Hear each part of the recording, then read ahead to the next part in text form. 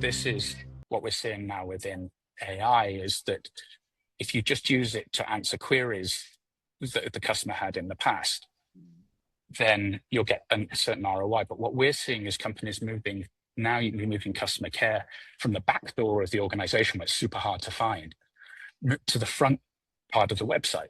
And they're saying, hey, we're open for service. Anybody who wants to ask any question, come and ask us. And we're seeing companies that are getting 3 times the amount of engagement that they would have done before, which has been terrible before because you've got 3 times the amount of inquiries with the same amount of staff, and service would have degraded. AI opens that up. But the unlock here for ROI is that we found that over 50% of those incremental inquiries are revenue related.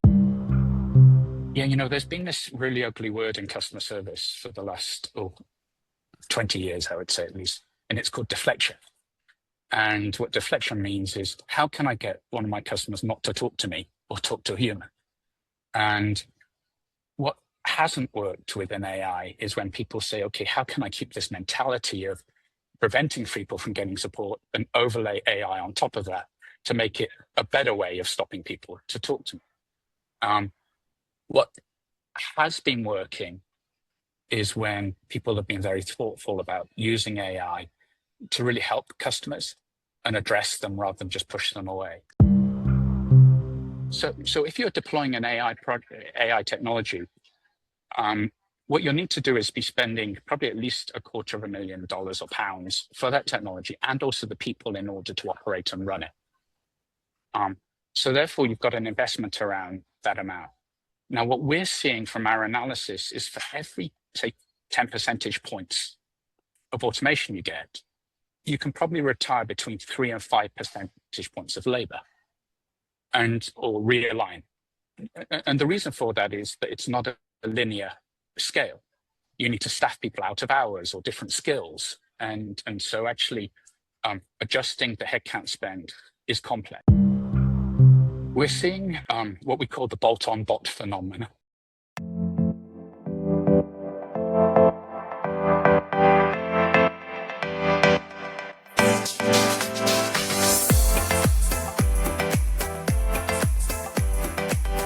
Welcome to the AI Adoption Podcast. I'm your host, Professor Ashley Braganza, and it gives me great pleasure to welcome Matt Price from Crescendo to this episode. Matt, before we get started, I wondered if you could do a brief introduction about yourself and tell the listeners a little bit about Crescendo as well, please.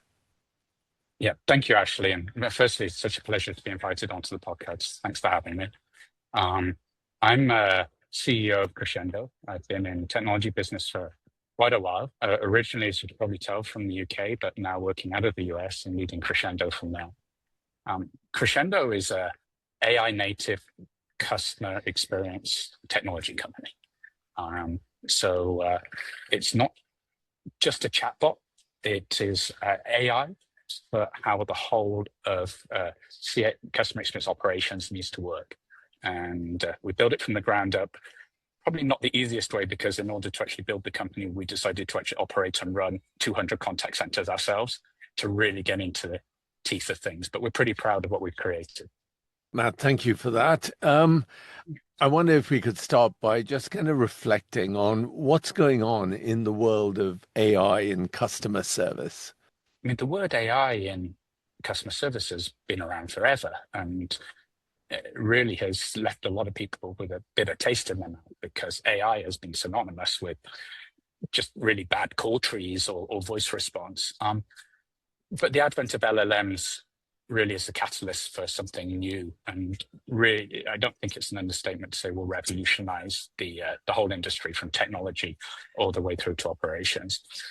But we're at the early stages, and you'd be forgiven if you worked in the industry for being very confused about what's going on at the moment.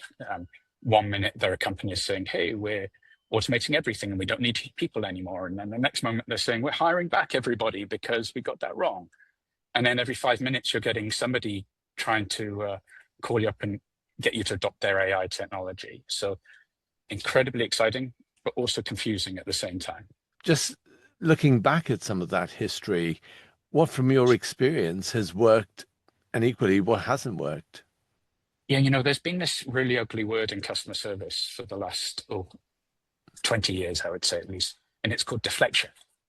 And what deflection means is, how can I get one of my customers not to talk to me or talk to a human? And what hasn't worked within AI is when people say, okay, how can I keep this mentality of preventing people from getting support and overlay AI on top of that to make it a better way of stopping people to talk to me? What has been working is when people have been very thoughtful about using AI to really help customers and address them rather than just push them away. And really thinking about what is the best customer experience. And in order to do that, they need to think about things as end-to-end experience, because people might tout, wow, we've got 30, 40, 50, 60% deflection now. What they really need to focus on is, what about those 40% of people who the AI couldn't help, who you now create a worse experience? And that's why we think it's important to look at the whole end-to-end experience when deploying AI. The companies are doing that, are getting great results. I guess that what you've described is some of the past, but I think it's also of the current, because only yesterday I was on a website. I was trying to get some help. It had me talking to an AI bot, which very proudly said that it was an AI driven bot. And it Yeah. had me in a loop. And I kept saying, okay, now can you get me to a human being? And I hadn't realized that the term was deflection, but clearly it just had me locked in a loop where I could not get any help at all. And in the end, I just defaulted to emailing the company.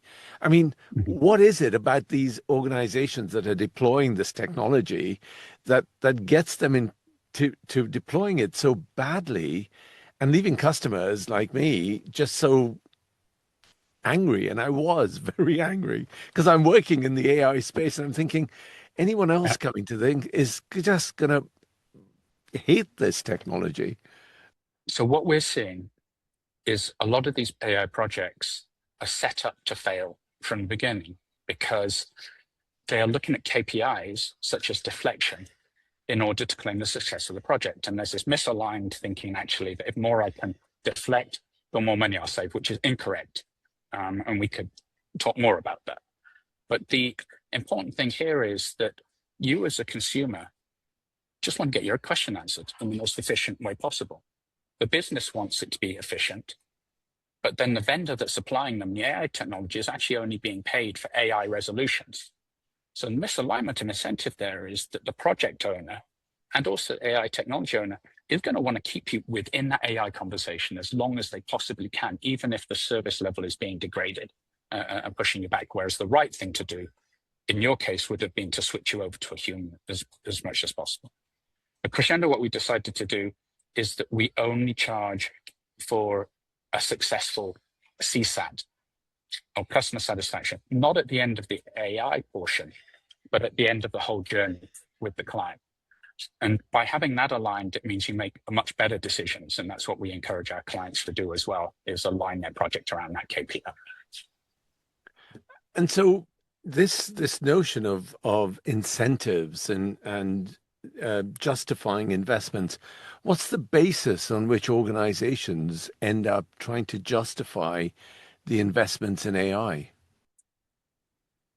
So if you're deploying an AI technology, what you'll need to do is be spending probably at least $250,000 or pounds for that technology and also the people in order to operate and run it. So therefore, you've got an investment around that amount. Now, what we're seeing from our analysis is for every, say, 10 percentage points of automation you get, you can probably retire between 3 and 5 percentage points of labor or realign. And the reason for that is that it's not a linear scale. You need to staff people out of hours or different skills. And so actually adjusting the headcount spend is complex. Now, Crescendo, we can get about 20 to 30% cost reduction for companies immediately, but that's because we have a lot of experience that we've done hundreds of times, whereas most organizations have just done it the first time. So, but what we're really seeing is that the benefit is to stop thinking about deflection, but think about how AI can help in engagement. What we're seeing is companies moving customer care from the back door of the organization, where it's super hard to find, to the front part of the website. And they're saying, hey, we're open for service. Anybody who wants to ask any question, come and ask us. And we're seeing companies are getting 3 times the amount of engagement that they would have done before, which has been terrible before, because you've got 3 times the amount of inquiries with the same amount of staff, and service would have degraded. AI opens that up. But the unlock here for ROI is that we found that over 50% of those incremental inquiries are revenue related. That people are having questions about your business or product, but they want to buy. And we found that a service-led interaction on sales is much better than a sales bot on its own. In fact, it converts about 4 times more. And if you take a step back, it's logical, right? Most of us want to be served rather than sold to in a retail environment. And so AI is allowing us to make that happen within the new world.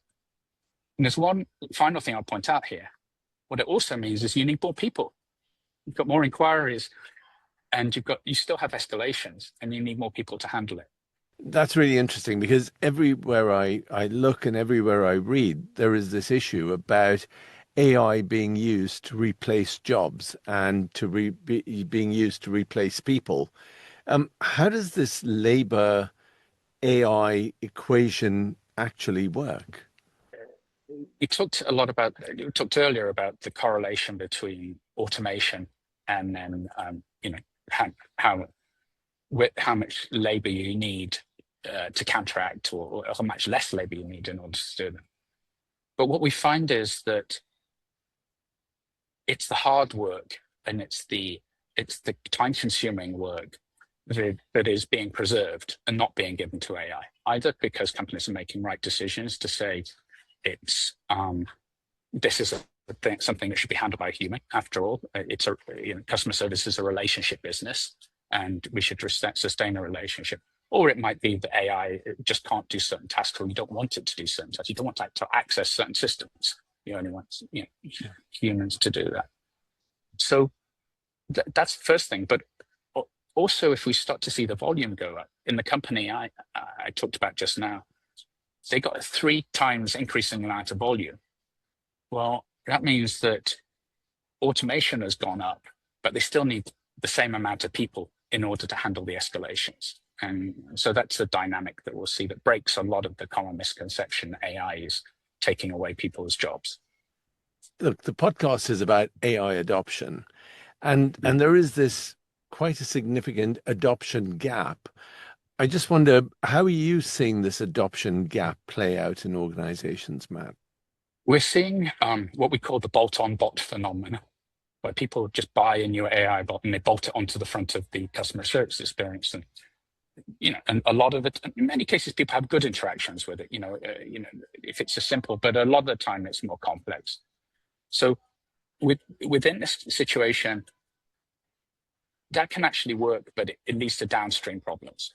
We see decrease in customer sat. We see poor ROI because you can't offset some of the expenses. So what we encourage companies to do is really think about a long-term adoption profile. It's not just the first step of bolting on the bot and you're done. What are a sequence of incremental improvements that you can make over time? Can you put AI on multiple channels in order to support the client? Can you then automate more of the work? Can you improve the knowledge? Or can you add more services and open up hours? Can you add more languages? And what we tend to do is shift then the deployments. And I've been in software for many years, where you do these large deployments and then maybe an annual refresh.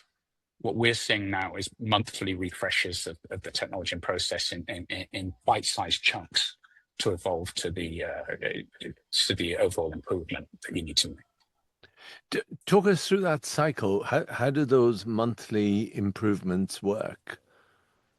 Well, firstly, you need to restructure your team and think about habits. So you need to have an evergreen team that is constantly looking at strategy improvement. And one of the things that we found at Crescendo is that we offer a lot more support to the client than you normally would get in a technology deployment. We have a lot of people on hand who can actually guide you through that process and augment your team in order to do the deployments and transformations that need to happen. So typically what will happen is you'll spend the first month aggregating knowledge, getting the first AI up, deploying on a channel, making sure that the people who are receiving the calls are reflecting what's happened within the AI, and then setting in place this constant feedback loop where you're looking at every interaction that's going through. So we have an AI that looks at every interaction, scores it, understands what's going on, is constantly iterating. So we'll iterate that until we've got the best optimum state possible for that deployment. Then we'll look for the next wave, say, okay, now we've got the knowledge. Let's now open up a voice channel where people can talk to it on voice, or let's apply this on email. So that then typically involves another launch and another launch after that, which involves some technology integration, some tuning, some training of staff, etc. And you carry on until through what I call the support hygiene phase, which is where you're actually offering support in a timely manner to everybody else, anybody who wants it, and you're getting good results.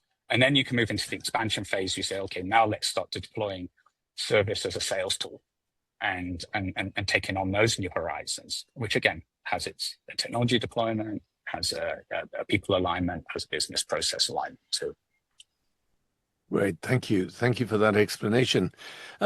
Matt, based on your experience and working with organizations, and clearly I wouldn't expect you to, or unless you can, name names, but give us some examples of where you've seen AI really lift customer service and make a significant difference. Yeah, I can actually give some examples, actually. We work actually with a number of companies whereby support in a moment is really, really important, like food delivery companies or gift cards. And so, for example, Funky Pigeon is a client of ours, and Love Pop within, gifting and greeting cards.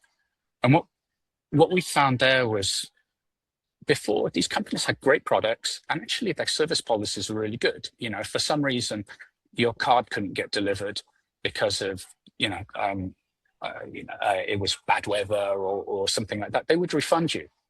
The challenge was, though, is that their standard support said that actually it would take them 4 hours to get to where we needed to get to. And then if you needed a refund, somebody else then needed to check it, and it might be 24 hours later. Well, by that time, the moment's gone. You were trying to find something.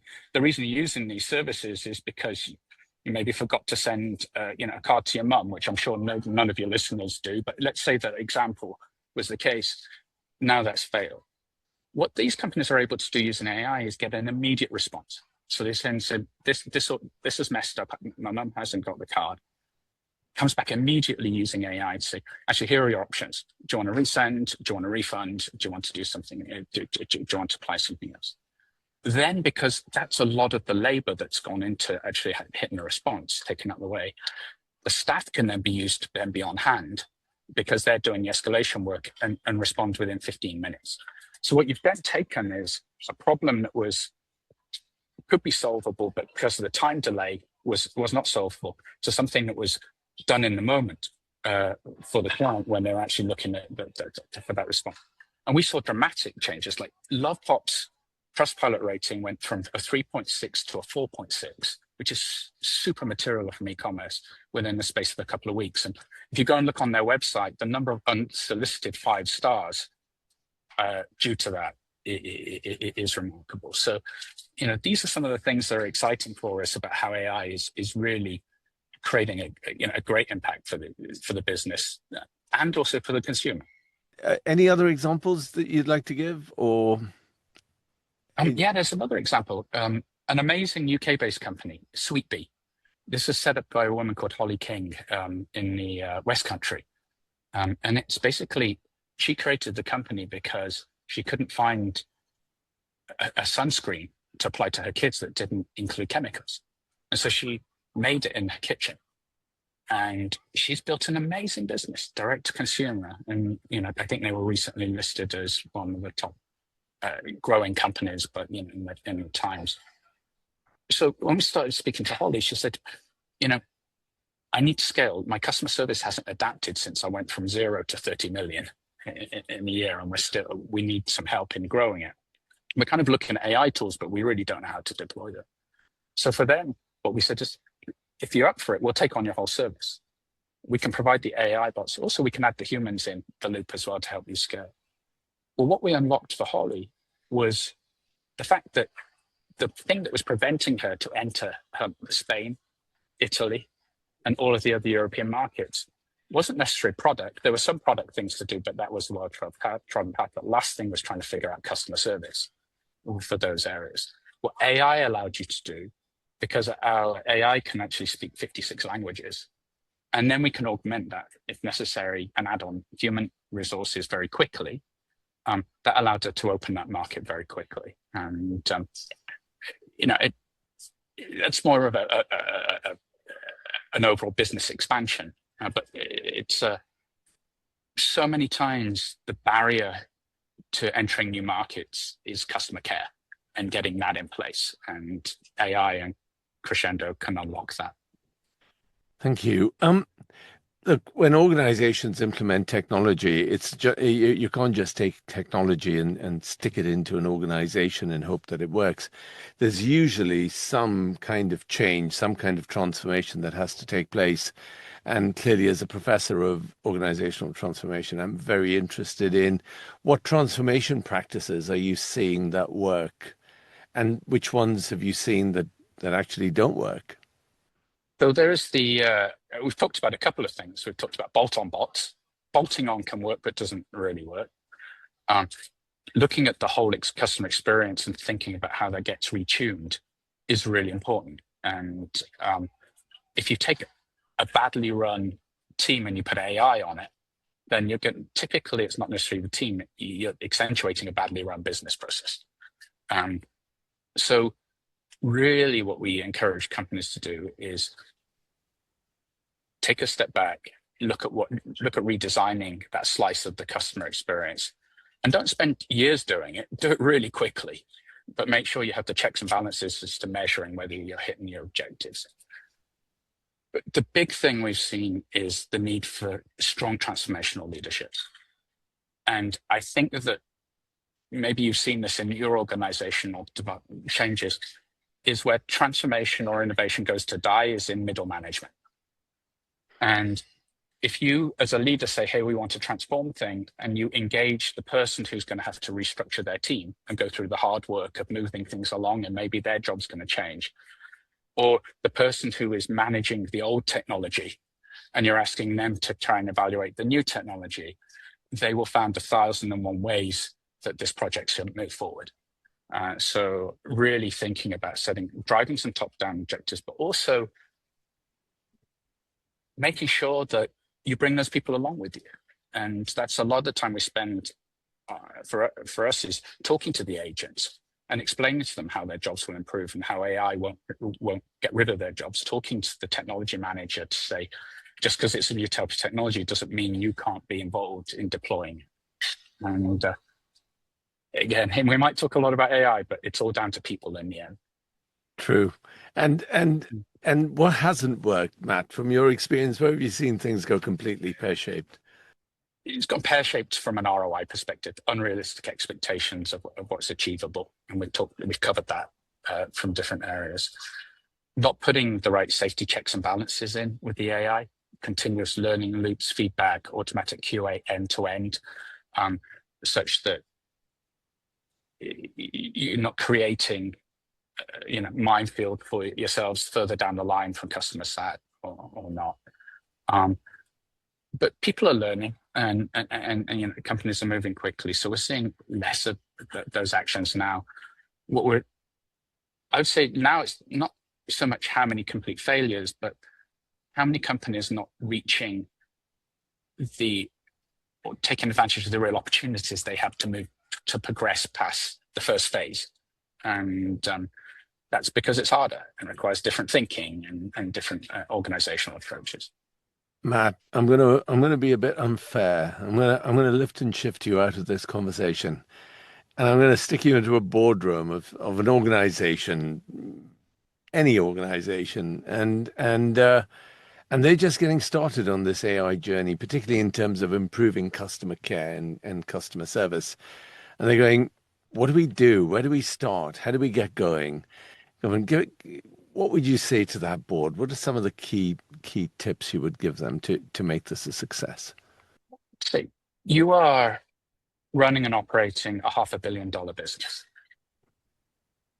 The sophistication that you show in the areas of product development, mergers and acquisitions, supply chain is totally dwarfs the amount of sophistication that you have in customer care, because it's been an afterthought for investment and operation procedures for this from now into the future.